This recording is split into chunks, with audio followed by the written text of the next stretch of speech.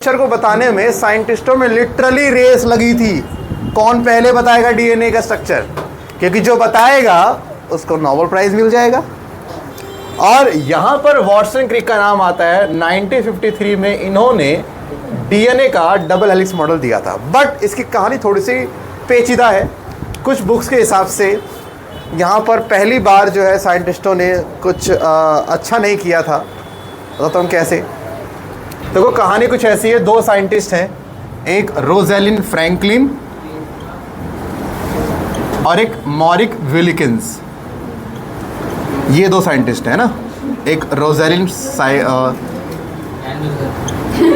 अबे रुक जा, अभी लिख रहा हूँ मैं। हाँ, रोज़ेलिन फ्रैंकलिन, मॉरिक विलिकिंस, दो। ये फीमेल है, रोज़ेलिन फ्रैंकलिन, मॉरिक विलिकिंस। अब तू बोल एक बार। मुझे समझ ही आया होता था दोबारा क्यों। सुनो, रोज़ेलिन फ्रैंकलिन, एफ से फ्रैंकलिन, एफ से फीमेल, एम से मॉरिक, एम से मेल। कौन मेल फीमेल पता लग गया? ठीक है।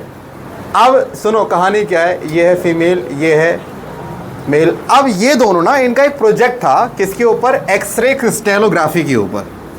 अब तुम में से जिसे नहीं पता बता दूं क्या चीज़ होती है। अगर कोई भी एक मॉलिक्यूलर लेवल की चीज़ है जिसका तुम्हें स्ट्रक्चर फाइंड करना है, तो भैया मॉलिक्यूलर में तो कोई कैमरा भी नहीं जा सकता। तो हमने एक ऐसा तरीका निकाला जिससे हम किसी भी मॉलिक्यूलर चीज़ का स्ट्रक्चर फाइंड कर सकते हैं। तो सबसे पहले करना क्या होता है, जिस भी चीज़ का हमें स्ट्रक्चर फाइंड करना है उसे क्रिस्टल फॉर्म में लाया, क्रिस्टल मतलब सॉलिड फॉर्म में लाया जाता है। और क्रिस्टल फॉर्म में लाने के बाद उस पर हम एक्सरे छोड़ते हैं। फिर एक्सरे जिस जिस एंगल से डिफ्लेक्ट हो जाता है, हम उस एंगल के प्रेडिक्शन के बेस पे अंदर कैसा स्ट्रक्चर है वो पता कर लेते हैं। तब इन्होंने कहा कि यार ये इस पे तो काम कर ही रहे थे। तब इन्होंने कहा कि दुनिया को डीएनए का स्ट्रक्चर नहीं पता चल रहा, और डीएनए भी क्या है? मॉलिक्यूलर लेवल की चीज़। तो क्यों ना लगे यार डीएनए पे अप्लाई कर दिया जाए। तो इन्होंने क्या किया, डीएनए के ऊपर अप्लाई कर डाली अपने वो सारी मेहनत जो कि इन लोगों ने सीखी थी इन एक्सरे क्रिस्टलोग्राफी टेक्निक। इन्होंने डीएनए पे एक्सरे क्रिस्टलोग्राफी टेक्निक का यूज़ किया। और देखो जब इसका यूज़ करते एक इमेज निकल कर सामने आती है, और जब यहाँ पर डीएनए पे इस टेक्निक को लगाया गया तो एक इमेज निकल कर सामने कुछ इस तरीके से आई, ऐसा।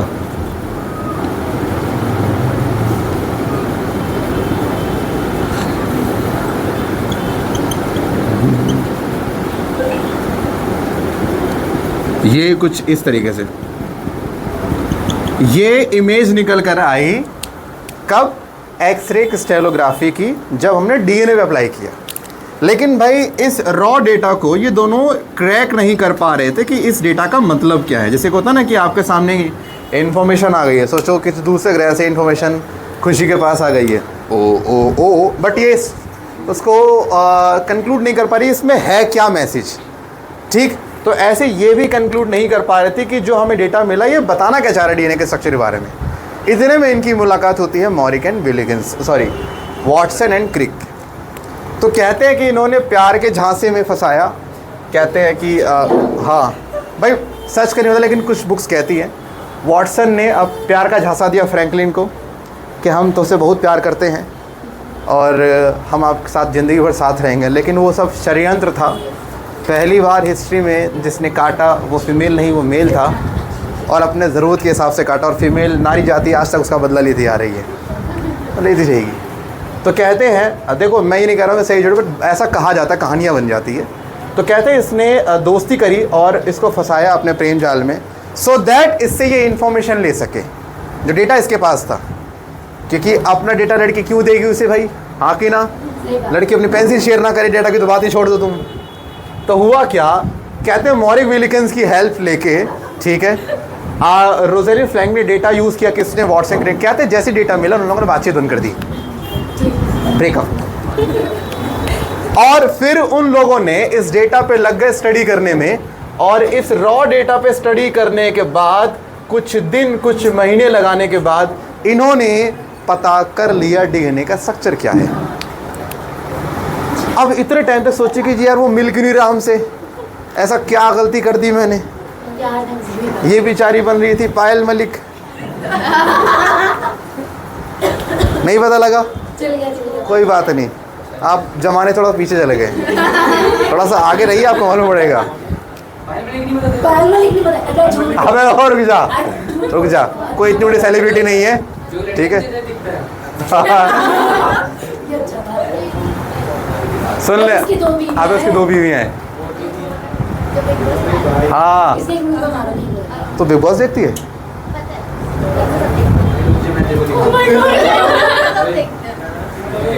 क्या लीव इट। उन लोग डिवोर्स ले लेते यार, उन्होंने मना कर दिया। हाँ। मुझे लगा कि अब तो पायल सीधे से डिवोर्स लेगी।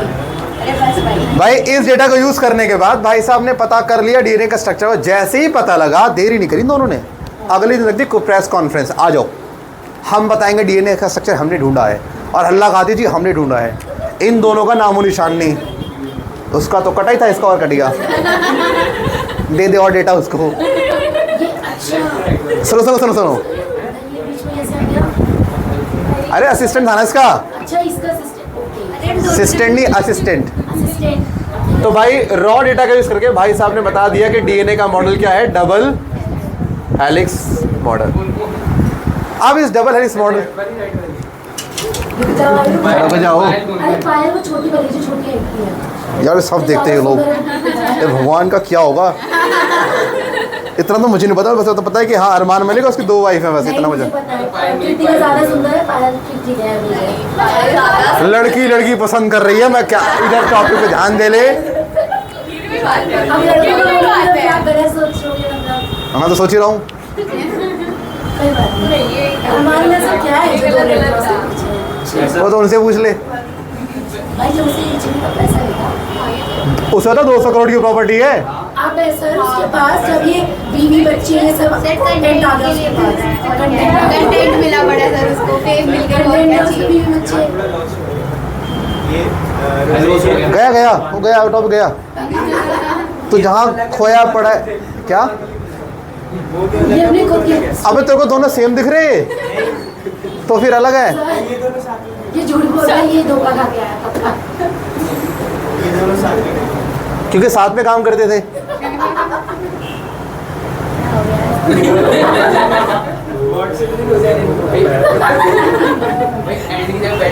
मैंने तो पहले कहा था कटेगा। हाँ बात कर रहे हैं, सुनो सुनो। अब भाई हम इस मॉडल के मेन पॉइंट्स के बारे में बात करते हैं। क्या पता लगा, देखो पहली बार जब बताएगा तो लोगों ने इनका नाम जाना, बट जब बाद में पता लगा कि उनका भी क्रेडिट तो सबको मिला नोबेल प्राइज़, बट कहते हैं जब तक मिला तब तक वो निकल ली थी ऊपर, फ्रैंकलिन। तो सोचो, देखो मैं ये नहीं कह रहा कि सारा काम उसने किया। ऑब्वियस ही बात है, अगर ये दोनों नहीं होते, ये पढ़े लिखे चोर थे वॉटसन क्रिक, अगर ये नहीं होते तो ये डेटा को क्रैक ही नहीं कर पाती, शायद आप आज में पढ़ ही नहीं रहे होते। तो ये नहीं कहेंगे कि भाई काम उसने नहीं किया, दोनों ने काम किया। उसने अपना रो डेटा जनरेट किया, इसने उसको क्रैक किया, तो दोनों का ही कॉन्ट्रीब्यूशन माना जाता है, ठीक है। लेकिन जब इस मॉडल की बात करी जाएगी तो नाम हमेशा आएगा वॉटसन क्रिक, बट आएगा कि किस डेटा के बेस पे काम किया गया था। डेटा का नाम इन लोगों के नाम से है, क्या था? Rosalind Franklin, Maurice Wilkins. Okay, DNA anti parallel behaviour show करता है।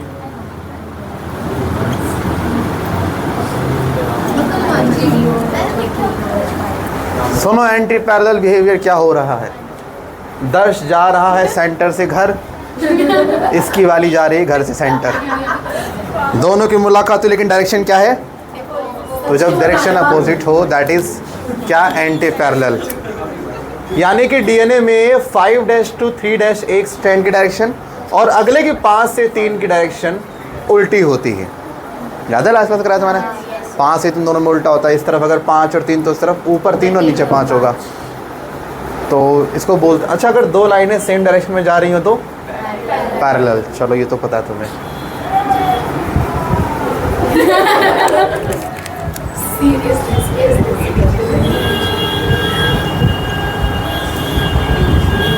डीएनए की बैकबोन जानते हो किससे बनी है?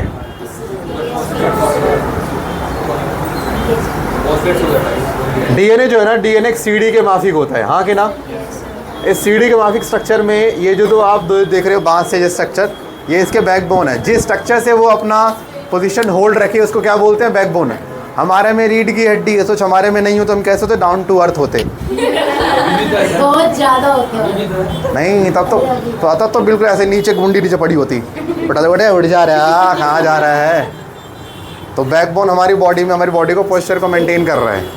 ऐसे ही हमारे डीएनए के पोस्चर को मेंटेन करते हैं ये दो स्ट्रैंड है। ये जानते हो डॉट क्या है, शुगर, यानी बीच में क्या है, फॉस्फेट, यानी पूरा बैकबोन किसका बना है, शुगर फॉस्फेट का।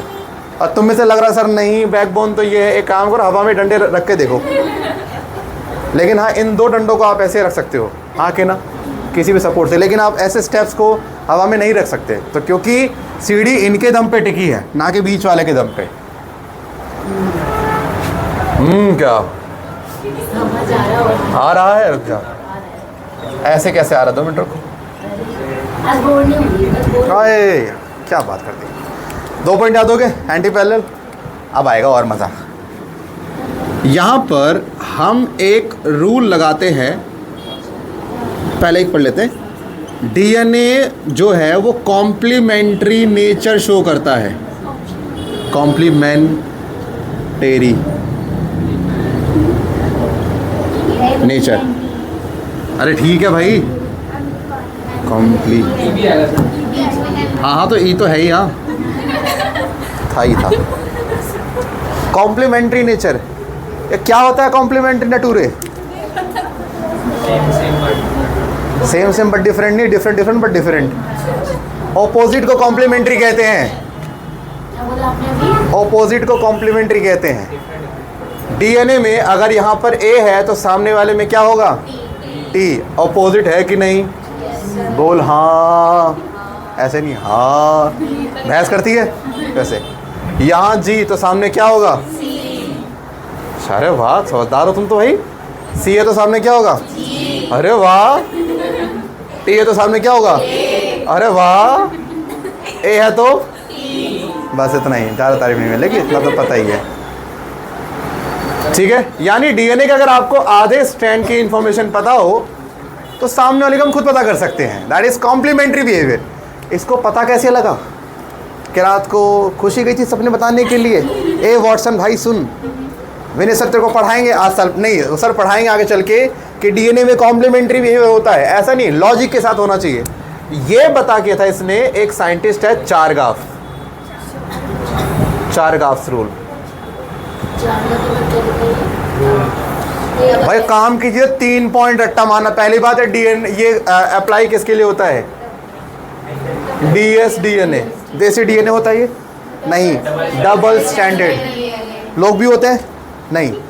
यहाँ पे हम बात कर रहे हैं 2 स्ट्रैंड, 1 और 2, डबल स्टैंडर्ड डीएनए की, सिर्फ उसी के लिए अप्लाई होता है। आधे गधेड़े ऐसे होते हैं, पेपर में क्वेश्चन लिख रहा है फॉर ऐसे सारे ने, बताइए चारगाफ का कौन सा रूल एप्लीकेबल है। अबे डीएसडीएनए में अप्लाई होता है चारगाफ, इसके अलावा हर केस में चारगाफ रूल फेल हो जाएगा।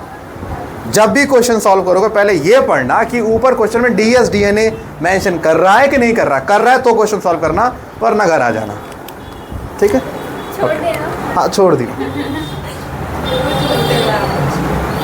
सबसे पहला पॉइंट, डीएनए में जितना एडेनिन होगा उतना ही थायमिन, और जितना ग्वानिन होगा उतना ही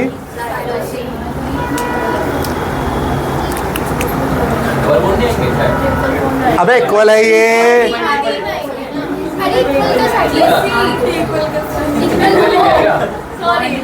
बचपन सर पे चोट लगी थी तेरे, अभी लगी है, अब लगेगी। डीएनए में जितना प्यूरिन होता है उतना ही, प्यूरिन में कौन सा बेस आता है भाई, स्ट्रक्चर कैसा होता है उनका, एंड पैरामिडिन का किसने कितने रिंग होते हैं, खुशी कौन से बेस में आएगा, प्यूरिन या पैरामिडिन में।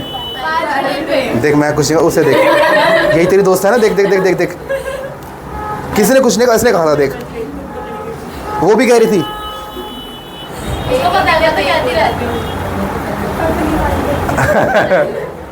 देखो A+T/G+C का जो रेशो है ये कांस्टेंट रहता है किसी भी स्पीशीज के अंदर।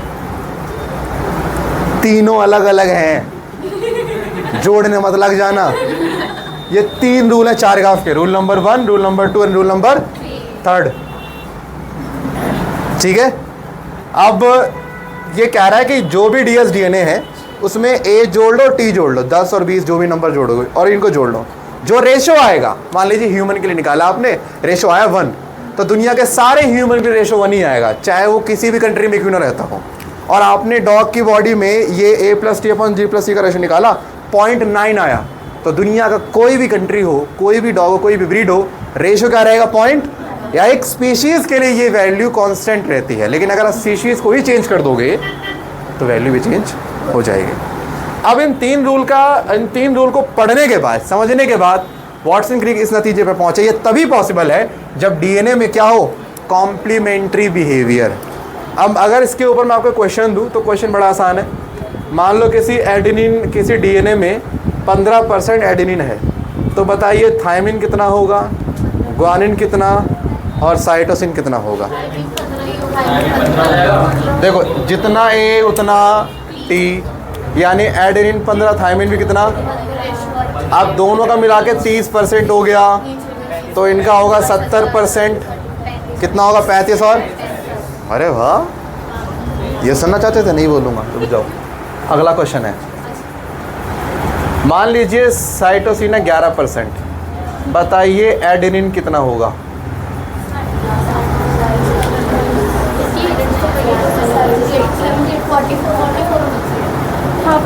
अगर तेरा गलत आया चेक कर ले पहले एक बार, पक्का? इतने वो क्यों मारूंगा, 44 ही देख लियो। ठीक है, हंसिका कितने? तू बता। 37।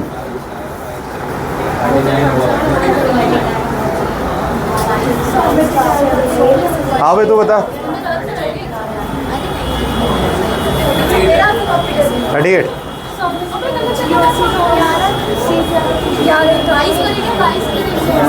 अबे जाली इंसान हो,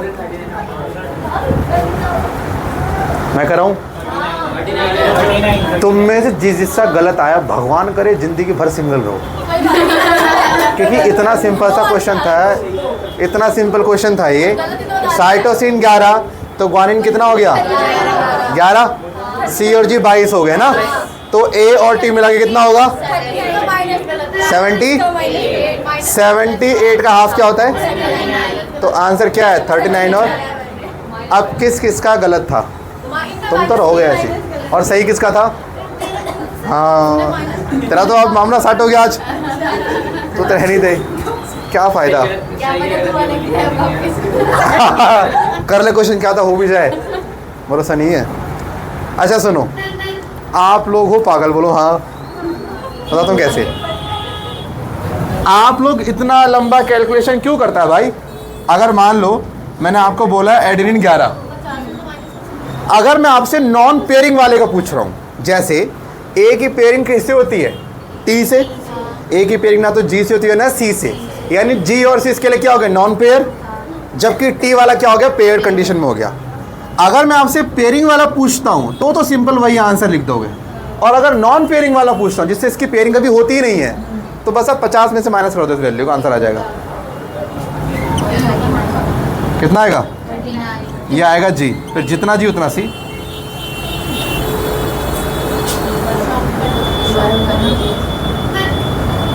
एक क्वेश्चन दे रहा हूँ, अभी इससे आ जाएगा। मान के चलो साइटोसिन है 13%, बताइए एडेनिन कितना? आ गया आंसर। भाई देखो, एडेनिन साइटोसिन का पेयर तो नहीं है एडेनिन। जब भी नॉन, मैं सवाल या तो पेयर वाला पूछूँ, नॉन पेयर वाला पूछूंगा, पेयर तो वैसे ही आसान है, मैं ऐसा पूछूँ नॉन पेयर वाला। जो नॉन पेयर वाला है बस 50 में से माइनस कर देना, आंसर आ जाएगा नॉन पेयर का। अब 50 - 13 कितना होता है? 513।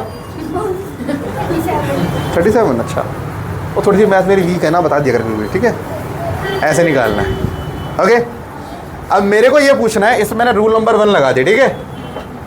रूल नंबर 2 लगाओ और मुझे बताओ इस DNA में, जिसके पास आप जब सारी इन्फॉर्मेशन निकालोगे, इसमें टोटल प्यूरिन कितना आएगा और टोटल पायरिमिडिन कितना आएगा? जोड़ो करो भाई, 50-50 भी आएगा रुक जा, सर, 50-50 भी होगा तो बराबर ही होगी। पता नहीं भाई मेरे को।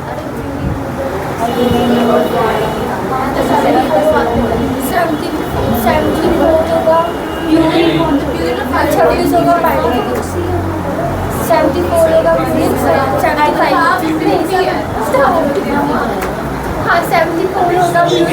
अरे कोई नहीं, सोच के बोल ले, मैं कौन सा कुछ कह रहा हूँ, आराम से बोले, मैं कुछ नहीं कह रहा।